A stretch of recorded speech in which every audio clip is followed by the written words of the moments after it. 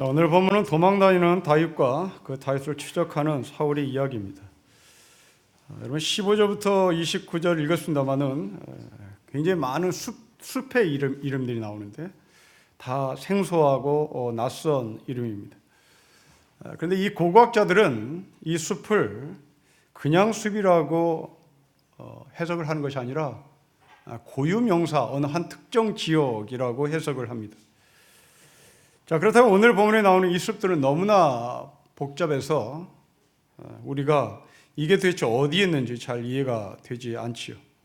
또한 알았다 할지라도 우리 머릿속에 그림이 그려지지 않습니다.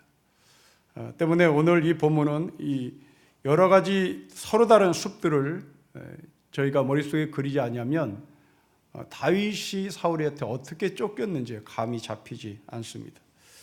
그래서 저는 여러분에게 사진을 하나 준비해 왔는데 한번 사진을 좀 봅시다.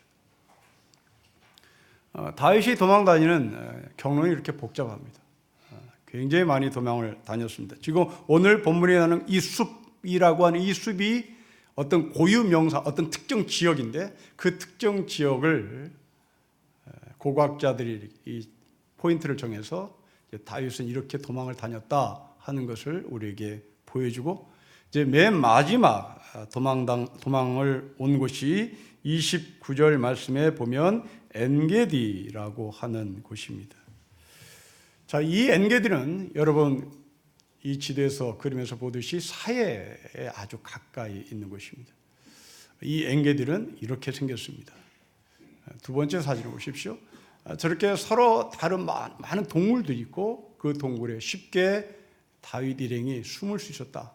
그리고 사울은 저렇게 복잡한 동굴 속에서 다윗을 찾아내기가 대단히 힘들었다는 것이고, 또한 이 엔게디는 동굴에 있는 것이 아니라 여기는 또 폭포일 수도 있었습니다.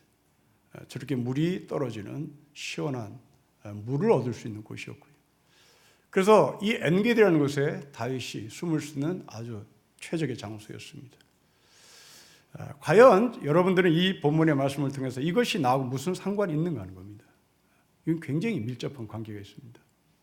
아마도 여러분들이 이 본문을 읽으면서 나도 이렇게 도망 다녔는데 아마도 그러한 경험이 있었다면 오늘 본문의 말씀을 떠올리고 여러분이 도망 다녔던 그 모습과 한번 일치를 시켜보십시다. 아니면 여러분들이 도망을 다니지 않아도 이사를 다닌 것을 경험해 봅시다. 여러분들이 이사를 다닌 그 경로를 한번 따져보면 굉장히 힘들었겠죠. 어떤 사람은 반치하에서 출발했을 것입니다. 또 어떤 사람은 매년 올리는 전세금에 따라가지 못해서 또 다른 어떤 지역으로 짐을 싸서 이사를 해야 되는 상황도 벌어졌을 것입니다. 또 아니면 자녀들이 학교에 적용을 하지 못해서 그 동네에 살고 싶으나 어쩔 수 없이 짐을 싸서 떠나야 하는 이 다윗과 같은 심정을 경험했을지도 모르겠습니다. 최근에 유치원 어떤 어린 남자아이가 같은 유치원의 여자 어린아이를 성추행한 사건이 있었습니다. 국회에 불려나온 장관은 어린아이들끼리 그런 일이 있을 수 있다라고 이 정신 나간 소리를 한 장관이 우리나라 보사부 장관입니다. 보건복지부 장관이라는 사람이 그것은 어린 아이들이 할 수 있는 일이라는 말을 했습니다. 그로 들려오는 이야기입니다. 피해자의 부모는 그 동네를 떠나야 했다. 그 이유는 가해자에 대한 부모가 피해자의 부모에게 미안하다는 인사 한마디도 없었고 또 동시에 그 동네에 같은 유치원 다니는 부모들이 피해자 부모에게 왜 이런 소리를, 왜 이런 것들을 여론화시켜서 우리 동네 망가뜨리냐, 왜 우리 아이 다니는 유치원 사진기자들이 와서 사진 찍게 하느냐. 여기에 결국 이 피해자 부모는 상처 입은 이 여자아이를 데리고 딸을 데리고 이사를 해야만 했던 그런 일이 벌어졌습니다.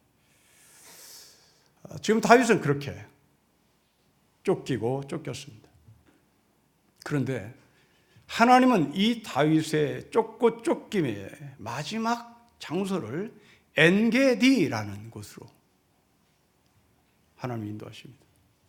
이 엔게디는 사해 근처에 있었고 동굴이 많았고 그리고 마실 물이 있는 폭포수가 있는 지역입니다. 지금 이 다윗은 마실 물이 있고 그리고 도망 다닐 동굴이 있었습니다. 그리고 사해 바다를 보며 다윗은 묵상을 했을 것입니다. 여러분, 사해 바다를 바라보며 엔게디 동굴에서 묵상하는 다윗의 묵상은 어떤 메시지를 얻었을까요? 그 사해 바다는 사람 몸이 뜨는 곳입니다. 소금기가 많아 사람이 아무리 빠지려고 노력을 해도 그 소금기 때문에 사람이 뜨죠. 다윗은 매일 아침마다 그 엔게디에서 그 동굴에서 사해바를 받아오며 나는 결코 물속에 깊이 빠져주지 않는다. 나는 기필코 그 빠져줄 것 같은 상황에서도 나는 들뜰 것이다. 나는 뜰 것이다 라는 소망을 가지고 아침마다 하나님 앞에 묵상하며 기도를 올렸겠죠. 자, 여러분들이 전세금이 부족해서 이 모양 저 모양 이 고향 저 고향 이 집 저 집으로 막 돌아다닐 때 여러분에게서 마지막 엔게디에는 어떤 메시지를 하나님께 주실 것인가 하는 겁니다. 여러분들에게 마지막 엔게디에 하나님께서 마실 물을 주시고 피할 길을 주시고 더군다나 사해 바다를 보게 하시면서 너희는 결코 물속에 빠져 죽는 것이 아니라 물속에서 반드시 뜰 것이고 일어서게 될 것이고 회복하게 될 것이라는 메시지였습니다. 저희 교회에서 청년 생활을 했던 한 젊은 부부가 서울대학에서 수학을 전공하는 박사입니다. MIT로 PhD를 포스트 박사를 하러 소위 박사 후 과정을 밟기 위하여 MIT로 갔습니다. 그 MIT에서 좋은 연구를 하다가 또 어떻게 또 이렇게 과정이 꼬이는 바람에 이 친구가 다시 조지아 공대로 내려왔습니다. 조지아 공대도 MIT만큼 아주 유명한 대학입니다. 거기서 또 포닥을 열심히 했습니다. 그런데 이 MIT에서 포닥을 하고 조지아 공대에서 포닥을 했음에도 불구하고 미국에서 자리를 잡지 못하는, 그래서 결국 이쪽 저쪽으로 막 쫓아다니고 도망 다니고 진보다리를 싸서 이 도시 저 도시로 지금 전전긍긍하고 있습니다. 아기들 둘을 데리고 조그만 기숙사 같은 아파트에서 생활을 하고 있습니다. 이제 조지아 공대에서 또 포닥의 생활이 끝나고 이 젊은 부부는 지금 IBM으로 또 들어갔습니다. 근데 이 IBM, 그 유명한 회사에 들어갔음에도 불구하고 영주권을 받지 못해 지금 또 전전긍긍합니다. 이제 모든 계약 만료가 거의 끝날 때쯤 된 것 같습니다. 계속 수시로 저에게 문자가 옵니다. MIT 때부터 지금 한 10년 됐죠. MIT에서 조지아 공대로 가고 조지아 공대에서 다시 IBM으로 들어가서 지금 일을 하고 있음에도 불구하고 자기의 자리가 제대로 잡혀지지 않아 늘 울고 있습니다. 저는 이 형제 자매들에게, 제가 물론 주례한 부부입니다, 아주 착실한 형제요 자매입니다. 이 부부에게 이야기해 주는 것은 너의 궁극적인 그리고 마지막 목적지는 이 엔게디 같은 곳이 있을 것이다. 하나님이 예비하신 동굴이 있을 것이고 하나님이 예비하신 생명수가 있는 곳을 하나님께서 인도하실 것이고, 그리고 너는 결코 그 IBM에서 가라앉지 않을 것이다. 너는 미국에서 결코 가라앉지 않을 것이다. 너는 거기에서 뜰 것이다. 거기에서 사해바다의 물건이, 사해바다에서 어떤 것도 빠져 사라지지 않고 뜨는 것처럼 너희는 반드시 뜨게 될 것이다 라고 격려의 문자를 보내고 있습니다. 여러분, 지금 이렇게 이 병원 저 병원 전전긍긍하는 강대춘 집사님의 마지막 엔게디는 어딜까요? 이제 오늘 아침에 청천벽력 같은 소리를 들었습니다. 우리 집사님 한 분이 또 굉장히 심한 암 판정을 받았습니다. 이제 이곳저곳 전전긍긍하며 다녀야 되겠죠. 다윗도 그랬습니다. 그러나 전전긍긍하며 이곳 저곳 다녔던 이 다윗에게 하나님은 엔게디라고 하는 생명수가 있는 곳을 안내하셨고 인도하셨습니다. 거기서 사회를 묵상하게 하셨습니다. 여러분, 하늘의 백성입니다. 하늘의 백성은 마지막 하나님께서 인도하시는 것은 바로 이 엔게디의 영성을 가진 환경으로 우리를 인도하십니다. 다윗은 이 과정을 너무나 고통스럽게 겪었습니다. 그러나 다윗은 믿음을 가지고 도망을 다녔죠.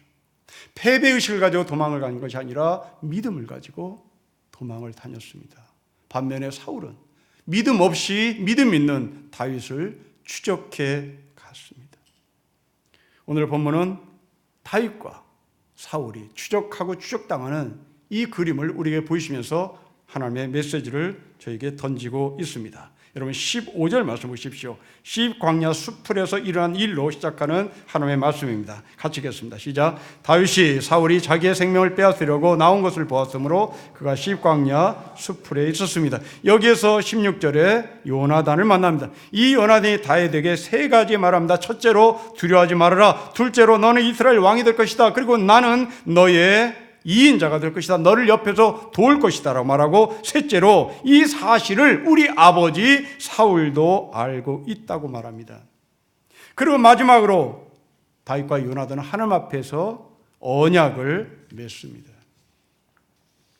자, 여러분, 아마도 이 다윗은 도망을 다니느라 하나님 앞에서 기도할 시간을 지금 놓친 것 같습니다.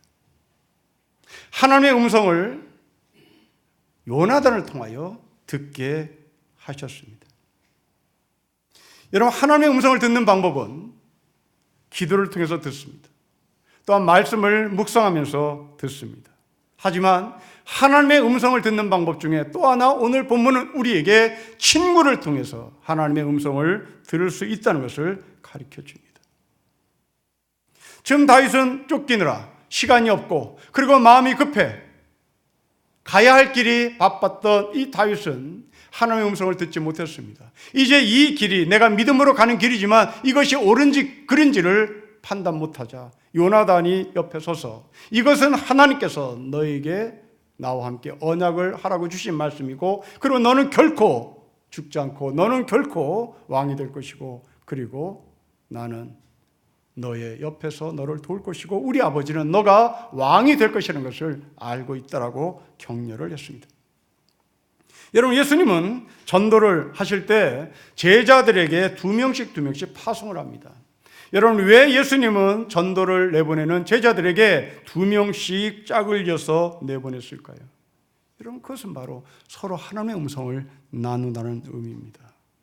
너가 하나님의 음성을 들었으면 그 음성을 옆 사람에게 알려주라는 이유입니다. 심심해서가 아닙니다. 사고 칠까 봐 옆에서 지키라는 이야기로 끝나는 것이 아닙니다. 하나님의 음성을 듣는 사람들아, 너가 하나님의 음성을 듣지 못한 사람을 옆에 가서 그 음성을 들려주라는 얘기입니다. 때문에 공동체는 대단히 소중합니다. 하나님의 음성을 들을 사람이 하나님의 음성을 듣고 싶어하는 사람에게 찾아가는 겁니다. 이것이 교회 공동체입니다.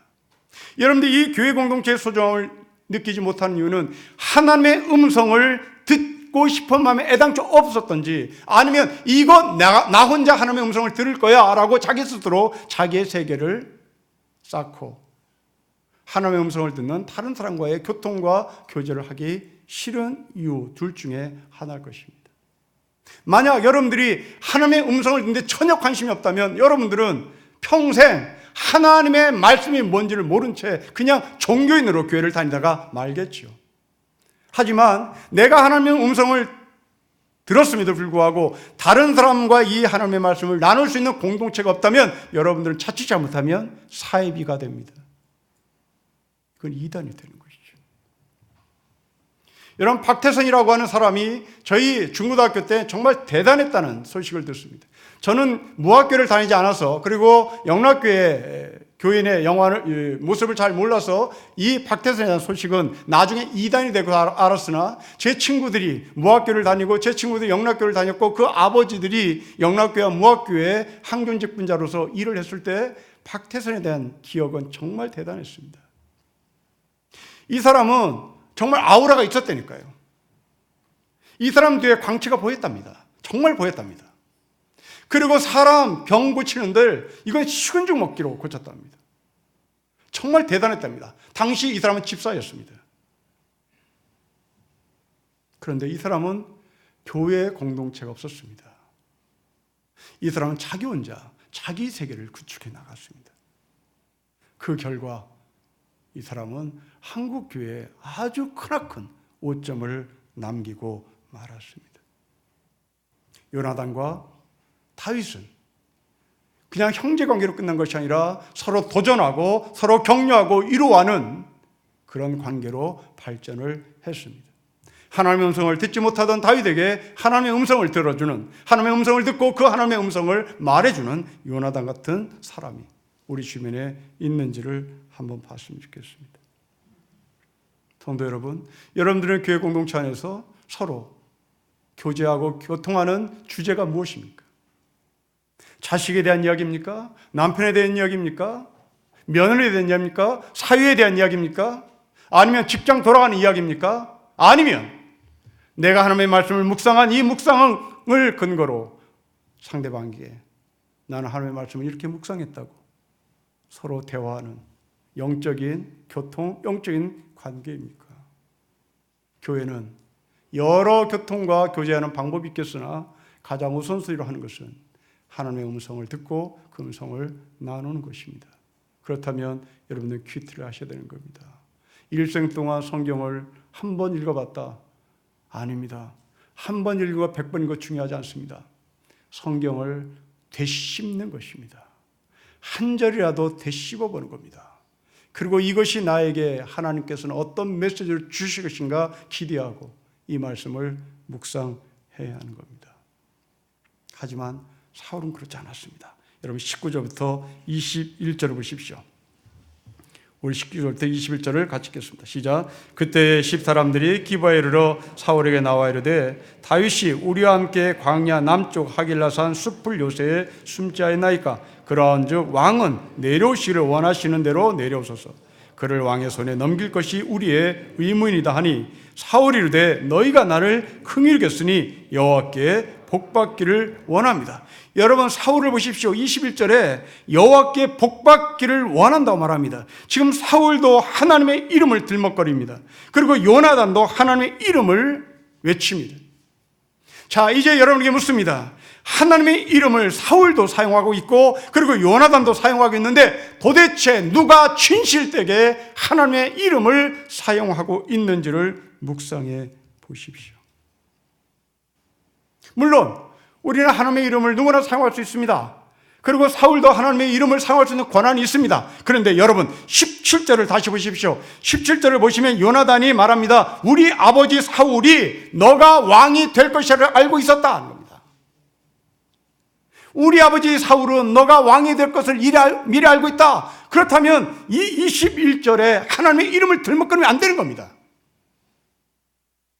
이제 다윗이 사울의 손에 잡혀서는 안 되는 겁니다. 사울은 다윗을 잡아서는 안 되는 겁니다. 그런데 이 사울이 다윗을 찾고 싶은 나머지 사울은 하나님의 이름을 들먹거립니다. 하나님의 이름을 들먹거리며 복을 준다고 하며 하나님의 이름을 망령되게 일컫고 하나님의 이름을 기만하고 있습니다. 여러분 광화문에서 정권 타도를 외치는 전광이라는 사람이 있습니다. 하나님의 음성을 듣는 사람이라고 스스로 말하는 사람입니다. 그리고 하나님의 음성을 듣는 사람들이 거기에 모여서 외칩니다.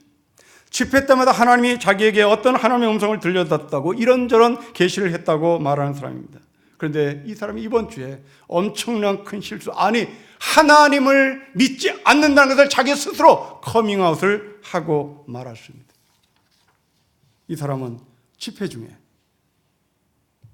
사람들 앞에서 마이크를 들고 끔찍한 말을 했습니다. 하나님, 너 까불면 나한테 죽어. 여러분, 이거 목사가 한 말입니다. 여러분, 이미 사울이 했어요. 사울이 이미 했습니다. 지금 다윗이 이스라엘의 왕이 될 것이라고 하는 것을 사울은 알고 있었습니다. 그런데 사울은 다윗이 어디 있는지 밀고 하는 자에게 하나님의 이름으로 복을 내립니다. 여러분, 일생 동안 사울이 한 짓은 첩자를 만들어 놓은 것뿐이고 정본을 만들어 놓은 뿐이고 그 정본을 통하여 다윗을 어떻게 죽일 것인가에 대한 관심밖에 없었던 사람이 바로 사울입니다. 아마도 이 전 목사라는 사람이 이제 목사의 직에서 파면을 당했으니 목사가 아닐 수도 있죠. 아마도 이 사람이 이런 말을 한 이유는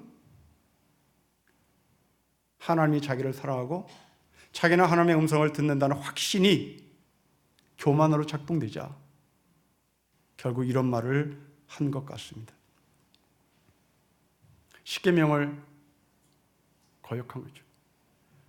하나님의 이름을 망령되이 일컫는 이를 버젓이 광화문 내거리에서 외치고 말았습니다. 아마도 그 사람은 사울의 영성을 가진 사람이 아닌가 싶습니다. 하나님을 신뢰하지 않는 사람, 사울. 그는 하나님을 신뢰하지 않는다는 것을 또 하나 우리에게 가르쳐 주고 있습니다. 여러분, 22절부터 23절을 보십시오.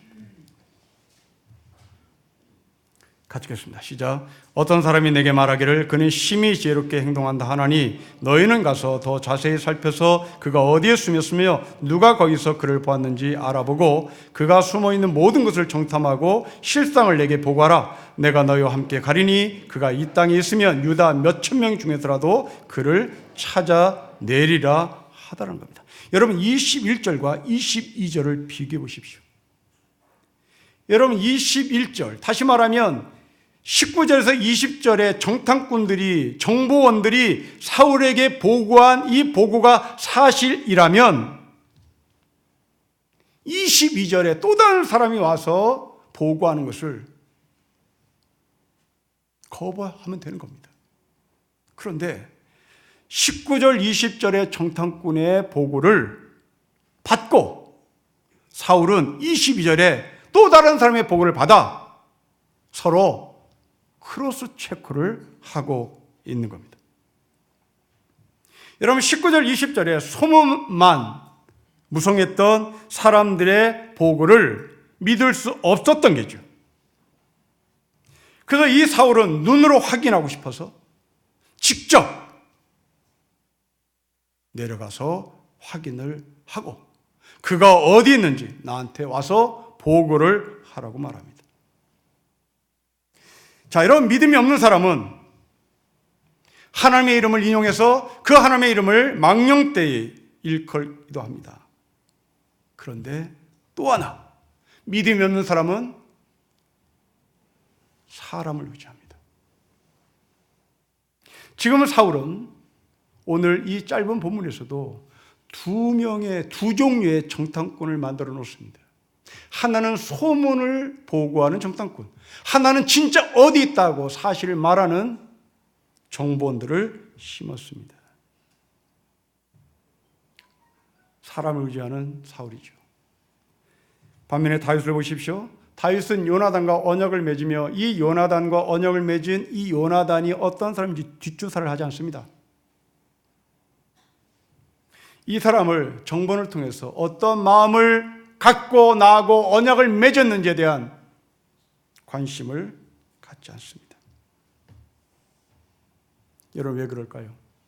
왜 다윗은 자기와 함께 언약을 맺었던 요나단의 뒷조사를 하지 않았을까요? 왜 요나단이 나하고 언약을 맺으려고 할까라고 하는 이 의심을 왜 하지 않았을까요? 우리는 보통 다윗과 요나단의 형제성, 친밀감으로, 우정으로 해석합니다. 그러나 아닙니다. 우정을 뛰어넘어 하나님이 우선이었기 때문입니다. 다윗은 늘 하나님께 안테나를 고추 세우고 있었습니다. 그러기에 다윗은 요나단의 말을 알아차릴 수 있었습니다. 반대로 사울은 사람을 의지했습니다. 사람을 의지하기에 그 사람이 누군가가 이 사람에게 좋은 말을 해주면 하나님의 말로 받아들였고 그를 하나님의 이름으로 축복했던 사람입니다. 사랑하는 성도 여러분, 여러분들 어떤 사람입니까? 여러분들은 다윗처럼 분별력을 갖고 있는 사람입니까? 아니면 나에게 좋은 말을 해주면 그것이 하나님의 뜻이라고 하나님의 음성이라고 생각하며 그를 하나님의 이름으로 축복하는 사울 같은 사람입니까? 우리가 다윗 같은 영성을 소유하려면 하나님 앞에 바로 서야 합니다. 말씀을 묵상하는 것밖에는 다른 방법이 없습니다. 그리고 그 말씀을 나누는 친한 친구, 친한 통역자들을 만들어 놔야 할 것입니다. 사울은 이런 통역자 없었습니다. 사울은 하나님의 말씀을 묵상하는 서로의 동역자가 없었습니다. 그러기에 자기의 성에 갇혔던 사울은 자기에게 좋은 말을 해주는 사람에게 하나님의 음성으로 받아들였습니다. 또 다른 사람에게는 다윗을 잡게 하여 좀 더 구체적인 정보를 찾아오라고 외쳤습니다. 사울은 친구가 없었다는 말입니다. 저는 여러분 인생 가운데 정말 영적인 동역자의 친구가 있기를 소망합니다. 이 영적인 동역자의 친구는 서로 격려하고 위로하는 것으로 끝나지 않습니다. 때로는 도전합니다. 또 때로는 견제합니다. 저는 초등학교 친구도 있고 중학교, 고등학교, 대학 친구가 있습니다. 안타깝게도 대학원 친구는 저는 없습니다. 초등학교, 중학교, 고등학교, 대학교 친구 많지도 않습니다. 5 손가락에 꼽습니다. 초등학교 친구 2명입니다. 중학교 친구 2명입니다. 고등학교 친구 세상 다 떠나서 지금 없습니다. 대학교 친구 3명입니다. 저는 일생 이들과 살았습니다. 그들은 나에게 곤혹스러운 말도 합니다. 저는 그들에게 정말 격려하고 때로는 도전할 말도 합니다. 그리고 우리가 하나님 앞에 바로 살지 못하면 어떻게 될 것인지에 대한 이야기를 늘 반복합니다. 왜냐하면 세월은 화살같이 빠르기 때문입니다. 대학을 졸업한 지 벌써 40년이 넘었습니다. 이렇게 시간은 훅 갑니다. 이제 우리는 은퇴할 시간이 됐습니다. 이 은퇴할 시간인 다가오는 친구들에게 너는 과연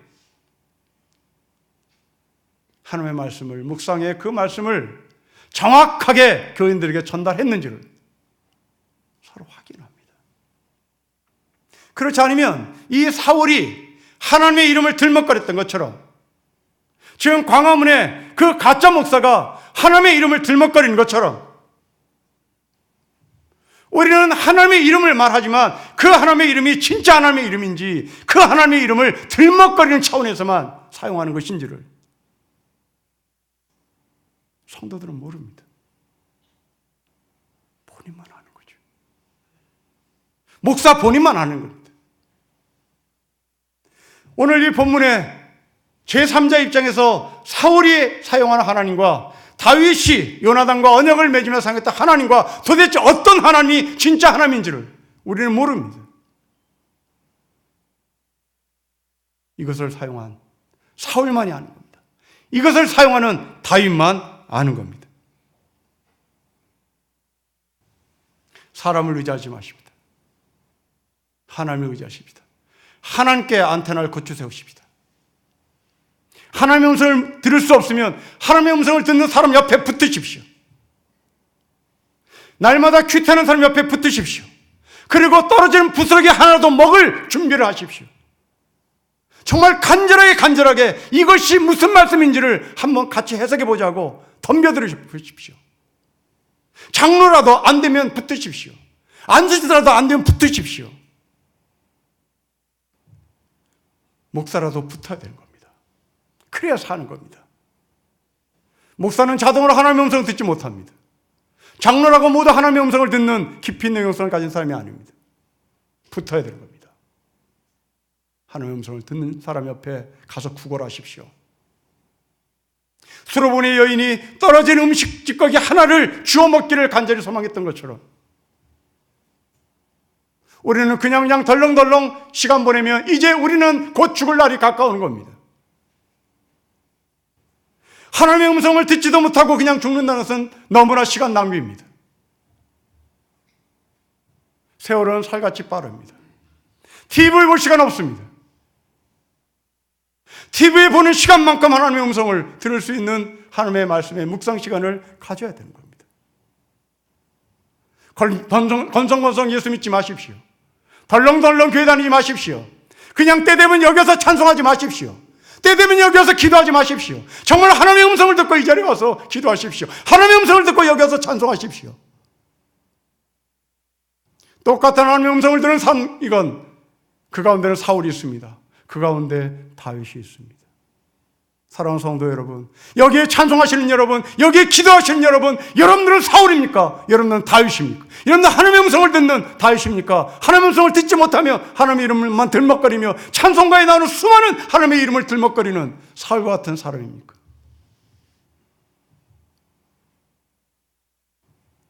세상 끝날 날 다 갖고 왔습니다. 죽을 날 가까이 왔습니다. 그냥 죽지 맙시다.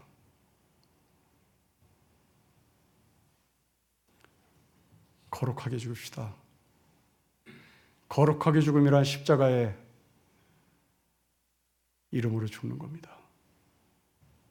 그 십자가의 이름은 하나님의 말씀을 기억하고 그 말씀대로 사는 것입니다. 사울의 정탐꾼들, 사울의 정보원들은 이제 다윗이 어디에 숨었는지 엔게디 동굴을 샅샅이 뒤지기 시작했습니다. 여러분 24절을 보십시오. 같이 읽겠습니다. 시작. 그들이 일어나 사울보다 먼저 시브로 가니라. 다윗과 그의 사람들이 광야 남쪽 마온 광야 아라바에 있습니다.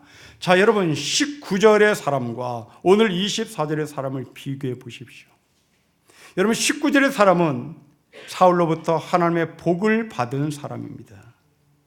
사울이 하나님의 이름으로 복을 빌어준 사람입니다. 그런데 24절은 직접 다윗을 찾으러 엔게디 굴들을 찾아다닌 사람입니다. 자, 여러분, 만일 다윗이 잡혔다면 사울은 누구에게 상을 주겠습니까?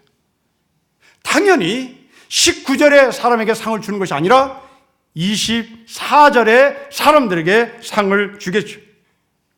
이건 뻔한 이치입니다.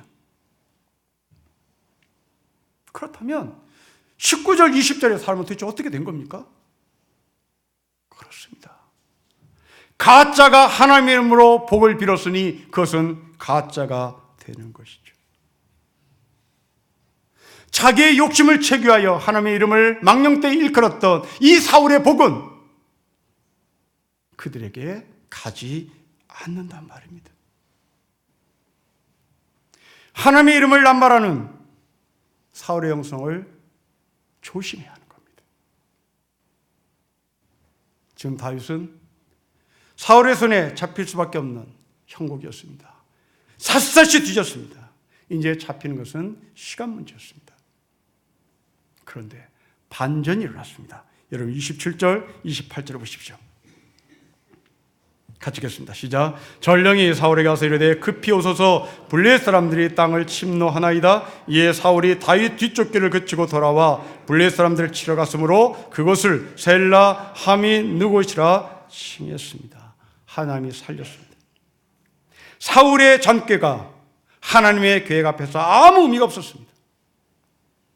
이제 바로 코앞에 다윗을 잡을 수 있었음에도 불구하고 하나님은 다윗을 보호했고 사울의 계획을 숲으로 돌아가게 만들었습니다. 아마도 여러분들이 인생을 살아오면서 이런 경험을 많이 했을 것입니다. 이제 내 계획이 90% 달성됐고 이제 한 발짝만 나가면 내 계획이 완성되는 바로 그 자리에서 뒤집어지는 이런 경우가 왕왕 있었을 것입니다. 사울은 지금 그 경험을 하고 있습니다. 여러분, 하나님의 계획은 사람의 계획과 달랐고 사람의 계획은 하나님의 계획보다 앞설 수가 없습니다. 성탄절이 다가옵니다. 예수님의 아버지 요셉을 기억해 보십시오. 자기 부인 마리아가 임신했다는 소식을 듣습니다. 고대 시대의 아버지는 아들에게 이름을 지어줄, 장명할 수 있는 권한과 권리가 있는 사람입니다. 이것이 요셉의 계획이었겠죠.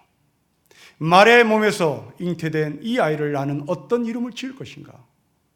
장명의 준비를 했을 것이고 이름을 지을 계획을 하고 있었을 것입니다. 그런데 꿈에 하나님은 말씀합니다. 이 아이를 예수라고 지으라고 말합니다.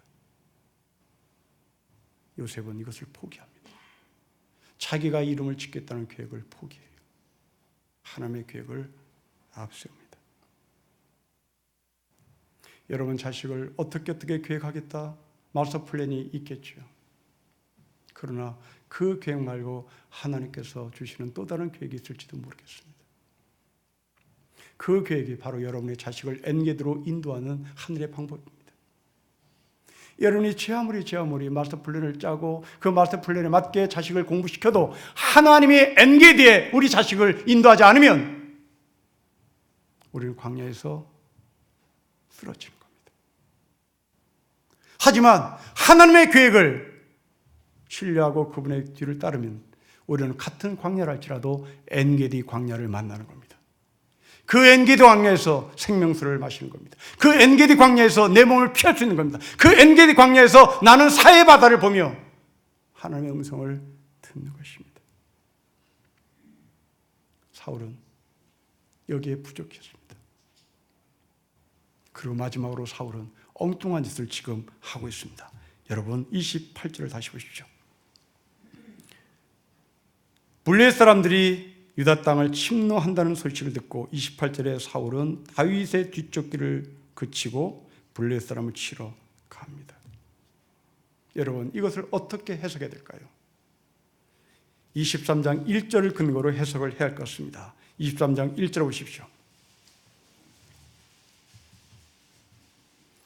사람들이 다윗에게 전하 이르되 보소서 블레셋 사람이 그일라를 쳐서 그 타작마당을 탈취하이다 하니 그 이하에 다윗은 블레셋 사람들이 점령했던 그일라 타작마당을 되찾으러 갑니다. 이때 사울은 그 그일라 땅을 되찾는 데 관심 없습니다. 오직 다윗을 죽이는 데만 관심이 있었습니다. 그런데 오늘 갑자기 본문에서 블레셋 군인이 침노한다는 소식을 듣고 사울은 다윗을 쫓기를 스톱하고 블레셋과 싸우러 들어갑니다. 여러분 왜 이전에는 가만히 있다가 지금은 왜 블레셋 군인과 전쟁을 하려고 했을까요? 왜 다윗은 도망난에 극복함에도 불구하고 그 도망자 신세임에도 불구하고 그일라 타작마당을 다시 되찾으러 들어갔을까요? 사울과 다윗의 차이는 무엇이겠습니까? 그렇습니다. 그일라는 타작마당입니다. 어릴 적 시골에 가보면 농협 창고라는 게 있었습니다. 바로 그게 그일라입니다. 이 농협 창고 생명입니다. 그 생명을 쌓아놓고 사람들과 서로 이 타작을 하는 공동체의 장소가 그일라였던 겁니다.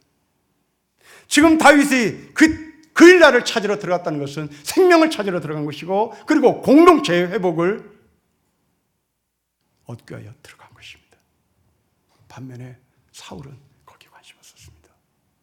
자기 땅에 대한 관심이 있었습니다. 소위 목숨에만 관심이 있었습니다. 저는 23장 1절과 24장 마지막 절 이것을 서로 대조를 두 단어로 하고 싶습니다. 23장 1절은 생명, 23장 마지막 절은 목숨입니다. 여러분 사울은 목숨을 걸었습니다. 그러나 다윗은 생명을 걸었습니다. 여러분 목숨과 생명의 차이가 무엇입니까? 목숨은 새끼 밥 먹는 겁니다. 목숨은 직업을 갖는 겁니다. 목숨은 내가 어떤 실력을 갖추는 겁니다. 왜? 새끼 밥을 먹기 위해서요. 이 목숨을 부지하기 위해서요. 그러나 생명은 그렇지 않습니다. 생명은 목숨을 부지하게 먹는 것이 아닙니다. 생명은 문자 그대로 명령받은 겁니다. 생명입니다. 살라고 명령을 받은 겁니다. 살라고 명령 받은 것에 순종인 겁니다. 다윗은 살라고 명령받은 생명에 순종합니다. 반면에 사울은 목숨에 순종합니다. 성도 여러분, 여러분들은 목숨을 부지하기 위하여 하루하루 사십니까? 아니면 생명 있는 자로 사십니까? 여러분들 새끼 밥으로 내 목숨을 부지하며 100살까지 살 것이라고 생각하십니까? 아니면 하나님이 나에게 이 땅에 사람으로 보내셨으니 그 사람답게 생명을 풍성하게 살겠다고 순종하시며 사십니까? 사울의 영성은 목숨의 영성이었고 다윗의 영성은 생명의 영성이었습니다. 이 생명의 영성은 하나님을 앞세울 때만 나옵니다. 이 생명의 영성은 하나님의 말씀을 묵상할 때만 나옵니다. 이 생명의 영성은 하나님의 말씀을 묵상하는 친구가 있을 때만 나옵니다. 말씀을 묵상하는 친구를 사귀십시다. 사람의 계획보다 앞서가시는 하나님의 계획을 따르십시다. 그 결과 마침내 하나님은 여러분들을 엔게디 광야에 세울 것이고 모든 세상이 광야라 사람들이 푸념해도 다윗이 만나는 엔게디는 그냥 광야가 아니라 물이 준비된 광야, 동굴이 준비되어 있는 광야, 그리고 하나님의 음성이 들려지는 광야인 엔게디인 것을 믿습니다. 여러분의 인생 가운데 이 엔게디에 동굴이 예비되어 있기를 주 이름으로 축복합니다. 기도하겠습니다. 하나님 아버지, 다시 한번 사울의 리더십과 다윗의 리더십, 사울의 영성과 다윗의 영성을 서로 비교하며 우리를 쳐다봤습니다. 비록 쫓기고 또 쫓기고 또 쫓겨도 하나님의 말씀을 묵상하는 다윗에게 엔게디를 허락했던 것처럼 우리도 이 엔게디를 허락받을 수 있음을 믿습니다. 동굴이 준비되어 있고 폭포수가 준비되어 있고 그리고 결코 물속으로 빠지지 않는 사해바다의 하늘의 메시지를 얻을 수 있는 바로 그 땅을 하나님께서 예비하신 것을 고백하오니 끝까지 믿음의 주여 온전케 신 예수를 바라보게 하시고 이 예수를 같이 바라보는 믿음의 동역자를 친구로 삼게 하셔서 우리 함께 그 엔게디를 바라보는 하늘의 소망의 사람이 되게 하옵소서. 주 예수 그리스도의 이름으로 기도합니다. 아멘.